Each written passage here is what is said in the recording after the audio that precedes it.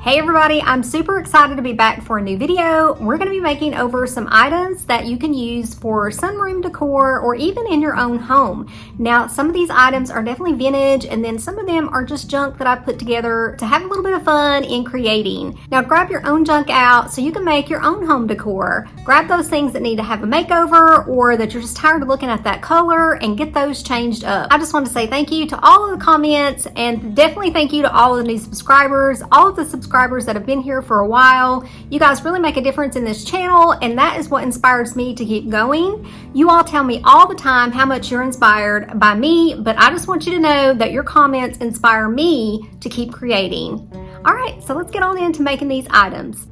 This first project, oh, you guys, I love this bag. I thrifted this recently, and I knew that I wanted to do something outside of the box with it and use it in my home as a decor item versus carrying it. And I'm not saying I wouldn't carry this, most definitely.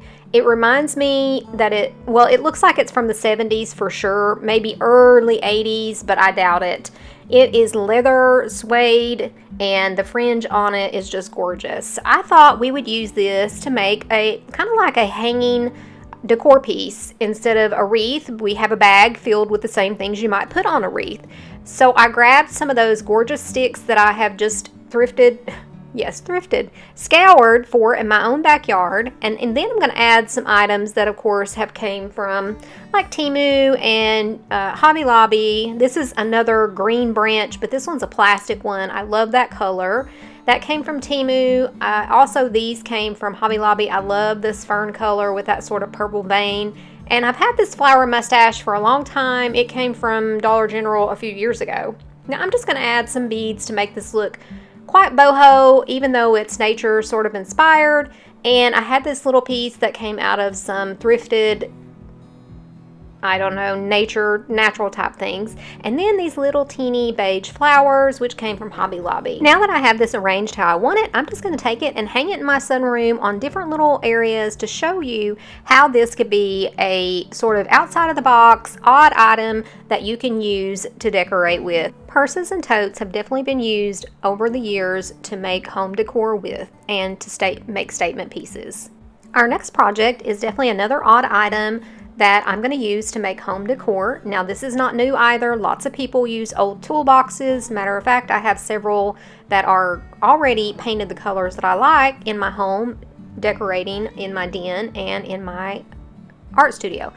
What I'm going to do is give this 2 good coats of this aviary paint. It is a clay base, so it covers really well. I'm also going to paint the inside of the lid this color aviary. Now, I'm not painting the whole inside of the box. I just don't feel like that's necessary. The only reason I'm painting the inside of the lid is because I want to use this opened up and I want that lid to be green on the inside. But if you feel like you need to paint the whole inside of yours, just go right ahead. I'm going to have things in the bottom of this for this type of decor, but later on I may repurpose and do something different.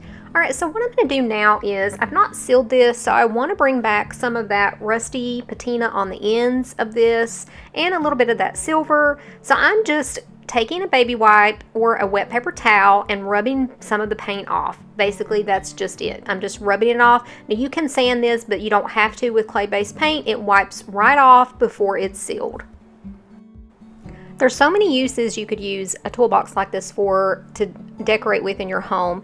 You could store remotes in this, you could store coasters in this, but the way I'm going to do it is I'm going to show you how I want to add some gorgeous things that I love and I just want to look at. Well, one of them you can use definitely, but I just want to be able to look at the things inside of this. I'm going to show you how I stage this in the photos coming up. Alright, so I've already sealed this with my favorite sealer. You'll see that coming up on the screen shortly. I've let that dry, and now I'm just freehanding, kind of like a rectangle, not putting a complete coat on there, just a good hand-painted square rectangle, because what we're going to do is I want some numbers on here. I didn't want to use a transfer or anything crazy. I wanted anybody to be able to do this, or just give you some inspiration to think outside of the box, that you don't have to have a transfer. You can just use some numerals or some letters or numbers just to make this look a little bit like it has its own personality and not something you can just walk in and buy off of the shelf. Remember, this is handmade, so we don't care if you can tell that this is not a perfect square or rectangle. And I didn't even put 2 coats on this. I didn't care if some of that green showed through because we are going to tone that back here shortly. Now I'm using an X and an I from my IOD stamp set. You can definitely hand draw these with a marker. You can use a hand paint. You can just dip with a brush and a fine line and do your own. This is something that anybody can do. Now I'm just going to stamp these on here, and once we get them stamped how I want them, I'm going to let that dry, clear coat it, because I haven't clear coated that paint or the ink. No, it's paint too. That's a black chalk paint. I haven't clear coated either one of those because we're going to use some dark wax, and I want to make sure that I can rub some of that back, and putting either a clear coat or clear wax under dark wax helps you to for it to not cling so close or so much. I'm just going to be using some of Debbie's Design Diary dark wax, kind of hitting the edges around the handle, places that handprints or dirt might collect. We're going to do it on the front and the sides. Now I have done everything that I'm doing to the sides as well, and to the back and to the bottom. But like I said, the only place that I didn't paint was the inside bottom of this. Once I get that dark wax on, I'm going to wipe some of it back so it's not so, I don't really want it to look dirty looking. I just want it to look aged. Let me know what you guys think about this one. Have you done toolboxes? I know it's been pretty popular for a while. I actually have one that is originally green, and I have it sitting in my den. It is just gorgeous, and I have a vintage lunch pail. All right, so with the photos coming up, I'm showing you right here that this photo, the box is closed, but the other one, we have put some greenery, lots of foliage, a water sprayer, a non-flowering mushroom plant book, and 2 vintage china plates. I love how this turned out. And all of these items are staged in my own personal sunroom. All right, this next project is going to be a wreath, and we're going to add some just natural looking items to this. I love these kind of fuzzy ferns. These are actually another one of my favorite ferns. I get these, and I've gotten the other ones both from Hobby Lobby. So if you're looking for them, they still have them. I recently bought some more. So I'm just going to add some ferns and some of these sort of beige, I don't know what they're called, but they are gorgeous, and they have them in all different colors. They have these beige looking things in like a blue, a purple, lots of different colors, but this one's kind of neutral. And believe it or not, I do a lot of colors and things in my videos, but I mostly like natural colors in my home. A lot of greens, a lot of blacks, a lot of creams, a lot of whites. So this one's going in my sunroom as well. I'm not using any hot glue just in case I want to redo this later on. You can make it work, especially if it's not outside in the wind blowing anything off. Before we finish adding the foliage and flowers, I wanted to make over a couple little peat pots to put on this, and I started off with the regular size, but they just seemed too big for it. So what I did was, first I painted these. I used some sandy blonde and some, these are both Debbie's Design Diary paints, and then I used some crinoline, which is kind of like a cream color. I am not painting the whole thing. This is like a just rough brushing, like it looks like it's worn. And then I do go ahead off camera and add a little bit of white on here just to brighten it up. And I'm kind of dabbing and painting and splotching because I don't want this to look solid. You guys can see here what I'm doing. Now once I get those painted, I go ahead and cut them down and glue them together, because if you see here, I'm getting ready to smash these at the bottom because they're also sticking out too far, but I didn't want to cut them in half. I wanted the whole pot on there, so I thought, well, I'll just smash the bottoms of them, but I still wasn't happy. So I just went ahead and kind of smashed the side and cut that off, and then used some hot glue to glue that back together, because you're not going to see that seam. I'm going to put it at the back, and I made one of the plant pots skinnier than the other one, so they looked like they were 2 different sizes, and this worked out perfect and just was a better size fit, I thought. Now I just showed you that I did one of these, and then the other one I did off camera. I'm trying not to do too much repetitive things with you all on here so that you can see things that are different and new. All right, and I'm just going to use some of this wire to kind of crisscross around these and then tie it onto the wreath. Again, not using any glue. You can definitely use whatever you want to. A lot of people use wire ties or even those pipe cleaners, but I'm just using this wire. It's like a brown color, and I thought that the contrast off of those little the way that I got them painted. And I did add some paint down on the inside. I'm sorry, I'm just seeing that, so I wanted to tell you that. And I just added some flowers to this and some ferns in those little plant pots or potted plants. That didn't sound right. That didn't come out at all. Anyways, you can see what I'm doing here. I just added some of those little beige flowers and some of these green hydrangeas, and I love the way this turned out, and I took it and put it in my sunroom. Let me know what you think of this one.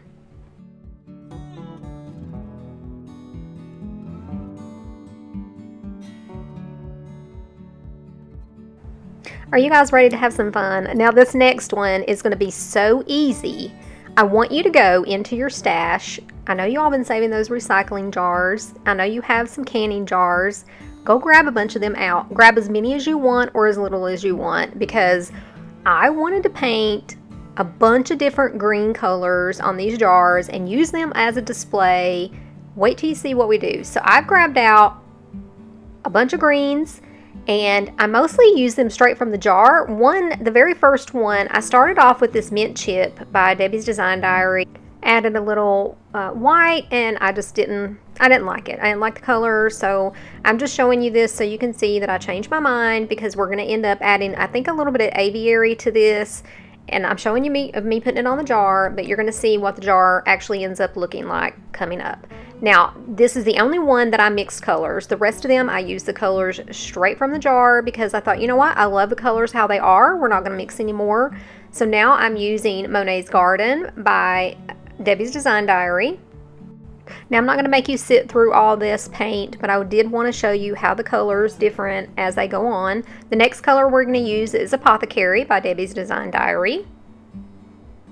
The next color is by Folk Art, and I think it's Sage Shadow. Now, I'm using clay paint or chalk paint on the jars because they cover the best pretty much with one coat, especially when you're using a sponge.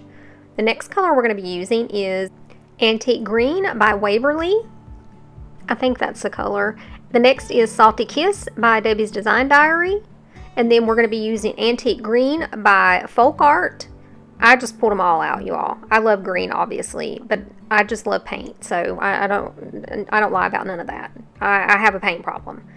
And I think this is the very last one. And it's a cute little baby jar. Alright, so here's how I staged them up in my sunroom on a shelf. I used some faux succulents and just some other greenery, and I am in love. So get one color in different variations.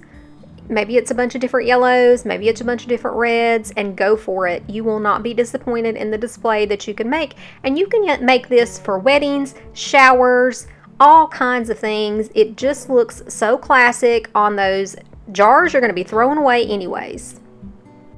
This next project is super easy. I had so many things that I wanted to make plant or herb markers out of. And I thought, you know what, let's use some of these. I've been collecting them up. I'm just showing you here some of the ones I've collected, because I found these little metal hooks. They were in my grandmother-in-law's house that we cleaned out, and I just put them to the side. You can see she tied a shoestring in them. So I pulled a few out, and we're going to make some plant markers. These are super easy. All I'm going to do is take some black chalk paint and put a couple coats in the center of each one of these. I'm going to seal it with that matte chalked clear coat once it dries, because we're just going to use a white paint marker, one of my Posca pens. I like to get those in white, black, gold, some basic neutral colors in case I want to hand write, which you could use little tiny stamp letters if you want, but I didn't care. I'm just using handwriting. It's not perfect. Again, these are handmade, and I'm only going to use hot glue to put mine on the back of these with, but I would recommend, if you're going to have these in the heat or the sun, to definitely use some E6000 or some type of Gorilla Glue that would hold these in place. Our sunroom is heat and air controlled if we want it to be, so hot glue is not really going to hurt out in my sunroom. But I don't have any herbs, even though I was thinking, oh, I wish I had some herbs. Sometimes I've had some in the past, fresh herbs, but I haven't done that in a long time. So this has kind of inspired me maybe to get some and just have them grow in my sunroom or in my kitchen. And these little markers are little plant markers. You can put anything on them. You can put, if you have a hydrangea flower, it doesn't have to be herbs, but I'd love to make a cute little herb garden. I just need to take the time to do it. Now, if you have a vendor booth or you do a craft fair or you sell things, these would be great to sell because people love, even though these are very shiny, these are vintage. So people love to have vintage items to put in their gardens or in their, maybe they have sunrooms or just in their plants. So I think these would be a great money maker. Let me know what you think about these, and have you made plant markers? And if you did, what did you make them out of? Now our last project is so much fun. You know you want one of these for your little porch den area or your sunroom or your patio. I've had this riser, and I don't know that it's real wood. It looks like it's real wood, but it's really scratched up. So we're going to make a little tic-tac-toe board out of this. This was not my idea. I saw this on Pinterest, and I'm using just black chalk paint and freehanding all the way around this. Again, this is handmade. I want it to look handmade, but nice. And once I give this 2 good coats of the chalk paint and I let that dry, then I'm just going to use some white chalk paint and freehand these lines for the tic-tac-toe board or the hashtag sign, whatever you want to call it. And once I get that painted on here, I'm going to let that dry, give it a good clear coat, and then we're going to use some of these rocks that I got from Hobby Lobby. They were $3.79, I think, for the bag of them. And for tic-tac-toe, you need 5 X's and 5 O's. That I had to look up. And I'm going to take those same stamps we used earlier, but instead of using the very large ones, I'm going to use the lowercase. And I'm just going to stamp in chalk paint X and O in black on these. Using the roll-on method, we do that a lot on this channel. I love how paint stamps. I do love how ink stamps as well, but the painted stamp just looks so good in my opinion. Now again, like I said, once I get all these stamped up, I'm going to let them dry and then seal them. This is going to be so much fun for people to play, and you know, it's just fun that I made it. If you stayed till the end of this video, leave me an XO in the comment section to let me know that you're still here at the end. Let me know if you like this video. Hit that like button. Share this video if you can. If you're not subscribed, definitely go ahead and hit that subscribe button. If you need help with that, let me know for sure in the comment section. I'll be happy to help you. Thanks again for staying and watching the video and spending time with me on this channel. I'll see you real soon in the next video. I can't wait. Bye-bye.